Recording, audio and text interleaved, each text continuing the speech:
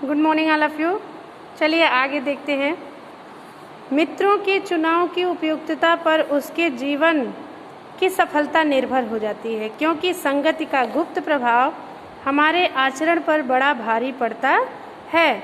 लेखक कहते हैं कि मित्र का सही चुनाव अगर हम करते हैं तो हमारे जीवन की सफलता उस पर टिकी रहती है कि अगर हम सही मित्र का चुनाव करते हैं तो हम सफलता की तरफ बढ़ेंगे। अगर हम गलत आदमी की संगति कर लेते हैं तो वो हमें असफलता की तरफ ले जाएगा, क्योंकि संगति का गुप्त प्रभाव हमारे किस पे पड़ेगा? चरित्र पे पड़ेगा, आचरण पे पड़ेगा और बड़ा भारी प्रभाव पड़ता है।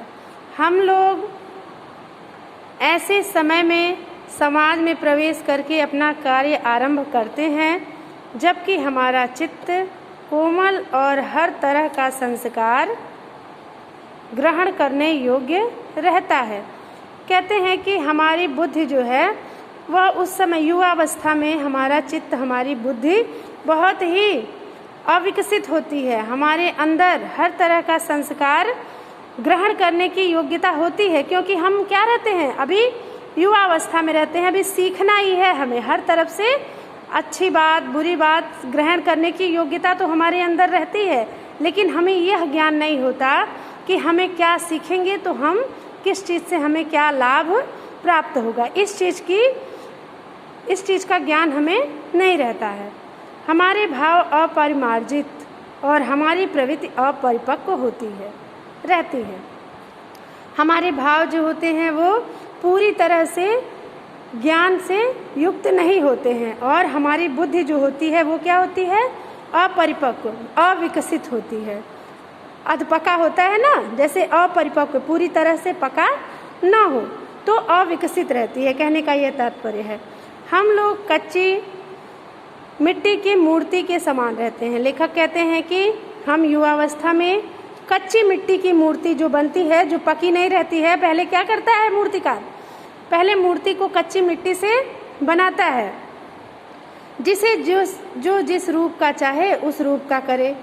तो उस मिट्टी को जैसा रूप देना चाहे वैसा रूप वह मूर्तिकार ही उसे दे सकता है। ठीक वैसे ही हमारे अंदर की बुद्धि होती है कि हम जैसे मित्र का चुनाव करेंगे वैसे ही उसकी संगति के पाने के कारण हम वैसे ही अपना विकास सही या गलत तरीके से करेंगे। चाहे राक्षस बनाए चाहे देवता। अब चाहे हम अच्छे व्यक्ति का साथ करेंगे तो हमें वह देवता बना देगा, वह हमें संसार में महत्वपूर्ण बना देगा, और अगर हम गलत व्यक्ति का साथ कर लेंगे तो वह हमें गलत रास्तों पे ले जाएगा। देखिए आगे, ऐसे लोगों का साथ करना हमारे लिए बुरा है जो हमसे अधिक दृढ़ संकल्प के हैं। कहते हैं लेखक कि ऐसे व्यक्ति का भी साथ करना बुरा है जो हमें अपने इच्छा शक्ति के अनुसार अपने समान बना ले। अगर वह गलत कार्य करता है तो हमें भी करने के लिए विवश कर दे। ऐसे व्यक्ति का चुनाव भी करना उचित नहीं है। दृढ़ संकल्प के हैं क्योंकि हमें उनकी हर एक बात बिना विरोध के मान लेनी पड़ती है। देखिए लेखक कह रहे हैं कि अगर व्यक्ति अपनी इच्छा शक्ति, अपनी बुद्धि के अनुसार, अपने दिमाग के अनुसार हमें भी अपनी तरह बनाना चाहता है तो ऐसे व्यक्ति का साथ भी करना अच्छा नहीं है। और क्या, ऐसे लोगों का साथ करना हमारे लिए बुरा है जो हमसे अधिक दृढ़ संकल्प के हैं, क्योंकि हमें उनकी हर बात बिना विरोध के मान लेनी पड़ती है। जो वो जैसा कहते हैं वैसा हमें करना पड़ेगा। ऐसे लोगों का भी साथ करना नहीं चाहिए। पर ऐसे लोगों का साथ करना और बुरा है जो हमारी ही बात को ऊपर रखते हैं।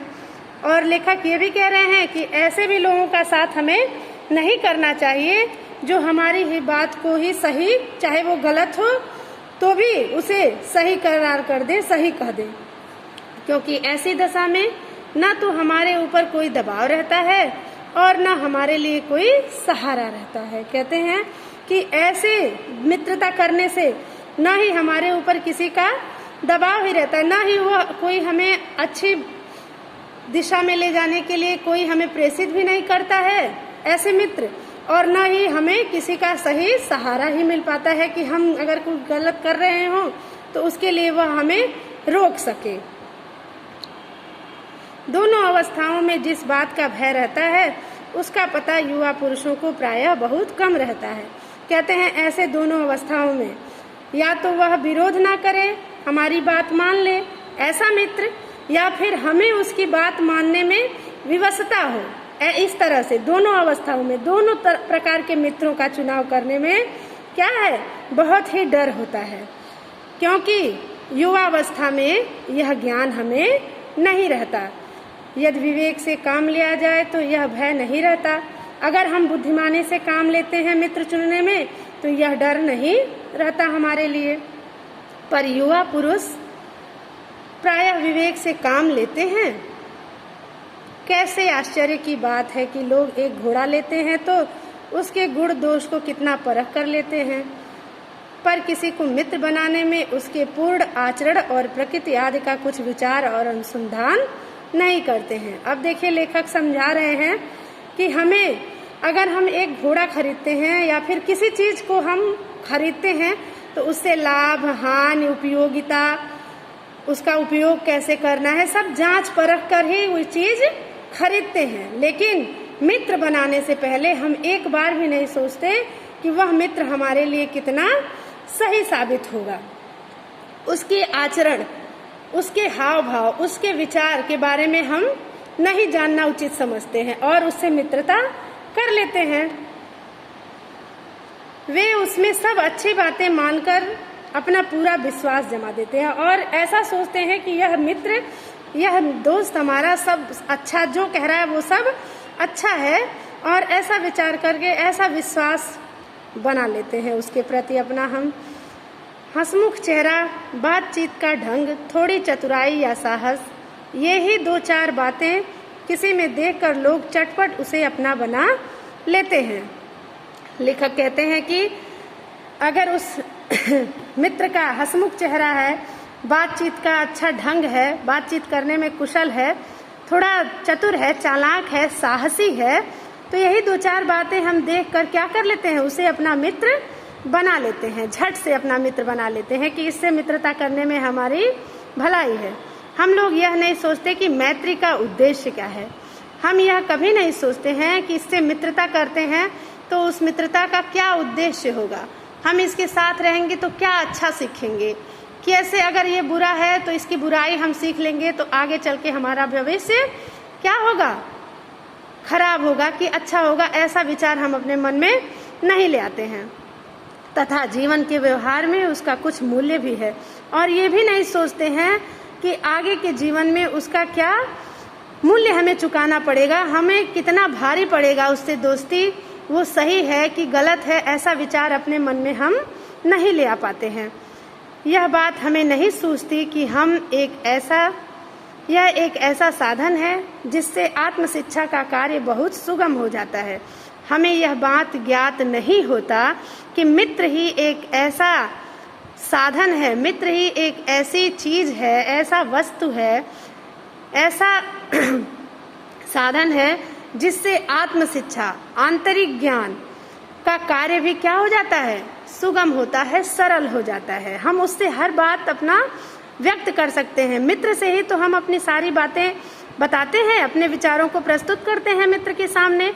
तो हमें उस समय इन चीजों का ज्ञान नहीं होता। एक प्राचीन विद्वान का वचन है, विश्वास पात्र मित्र से बड़ी रक्षा रहती है। एक विद्वान कहते हैं कि पुराने विद्वान हैं, कहते हैं कि विश्वास पात्र मित्र है, अगर वो विश्वास पात्र है तो उससे हमारी बहुत बड़ी रक्षा होती है, वह हमारी सुरक्षा हर क्षण कर सकता है। जिसे ऐसा मित्र मिल जाए उसे समझना चाहिए कि खजाना मिल गया। अगर ऐसा मित्र किसी को मिल जाता है संयोगवश, तो उसे यह समझना चाहिए कि मुझे जीवन का अमूल्य धन मिल गया है, जिसकी कीमत मैं कभी चुका नहीं सकता, ऐसा मित्र मुझे प्राप्त हो गया है। विश्वास पात्र मित्र जीवन की एक औषधि है। और कहते हैं लेखक कि विश्वास पात्र मित्र जीवन को स्वस्थ बनाने के लिए, जैसे अस्वस्थ व्यक्ति को दवा ही तो स्वस्थ करती है, ठीक वैसे ही जीवन को स्वस्थ बनाने के लिए, जीवन को जीने के लिए सही दिशा निर्देश देने का काम, जैसे अस्वस्थ व्यक्ति को स्वस्थ करने का काम दवा करती है, ठीक वैसे ही जीवन को स्वस्थ बनाने का काम कौन करता है? एक विश्वासपात्र मित्र ही करता है।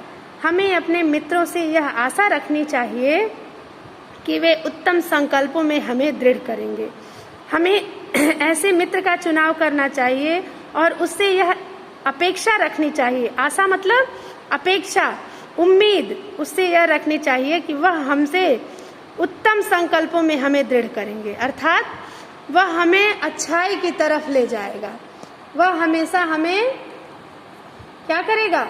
उन्नत मार्ग पर ले जाएगा। उसके लिए हमें हमारे मन में संकल्प दिलाएगा, हमें संकल्पित करेगा, हमें यह विश्वास दिलाएगा कि तुम अच्छे मार्ग पर ही जाओगे, बुराई का साथ नहीं दोगे। जब हम दोषों और त्रुटियों से हमें बचाएगा, हमें हमारे अंदर की बुराइयों से और दोषों से दूर करेगा, ठीक है।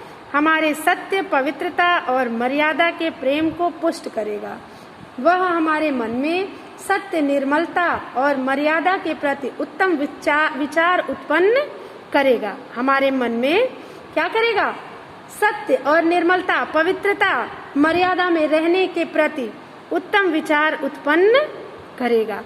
जब हम कुमार्ग पर पैर रखेंगे तब वे हमें सचेत करेंगे। ऐसा विश्वासपात्र मित्र जब हम गलत मार्ग पर जाने लगेंगे, गलत मार्ग पर चलने लगेंगे, तो वह मित्र हमें क्या करेगा? सचेत करेगा। वह तुरंत हमें सजग करेगा कि यह रास्ता हितकर नहीं है। वह हमें सन्मार्ग पर चलने के लिए प्रेरित करेगा, ठीक है।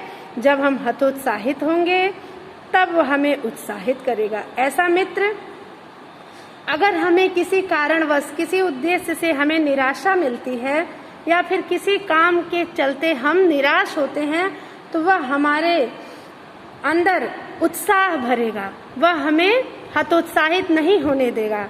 ऐसा मित्र, सारांश यह है कि वे हमें उत्तमता पूर्वक जीवन निर्वाह करने में हर तरह से सहायता देगा। कहने का तात्पर्य यह है कि हमें गर्व के साथ जीवन जीने के लिए एक विश्वासपात्र मित्र की आवश्यकता होती है।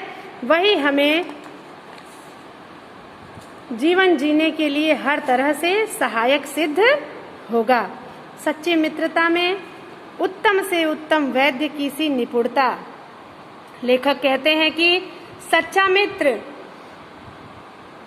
मित्र जो है वह कुशल चिकित्सक, कुशल डॉक्टर के जैसे होता है। जिस प्रकार चिकित्सक, डॉक्टर नाड़ी पकड़ते ही जान लेता है कि इसे कौन सा रोग हुआ है, ठीक वैसे ही मित्र भी हमारे गुण दोषों को परख लेता है।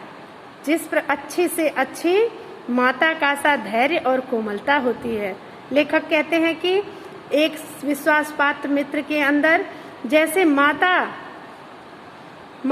धैर्य पूर्वक कष्ट सहन करते हुए अपने बच्चे के प्रति मधुरता का व्यवहार करती है, ठीक उसी प्रकार सच्चा मित्र अपने मित्र को बड़े ही धैर्य के साथ कुमार्ग से, गलत मार्ग से हटाकर स्नेह के साथ सन्मार्ग पर ले जाता है।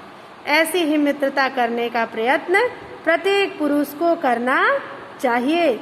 लेखक कहते हैं कि ऐसी ही मित्रता, यह कोशिश करनी चाहिए कि हर व्यक्ति को ऐसी ही मित्रता करनी चाहिए। बात समझ में आई? कहने का तात्पर्य यह है कि मित्र का चुनाव करने से पहले हमें उसके बारे में सारी चीजों का ज्ञान होना चाहिए और कोशिश करनी चाहिए कि जीवन निर्वाह करने के लिए जो हमेशा हमारा साथ दे, ऐसे मित्र का ही चुनाव हमें करना चाहिए। धन्यवाद। आज इतना ही।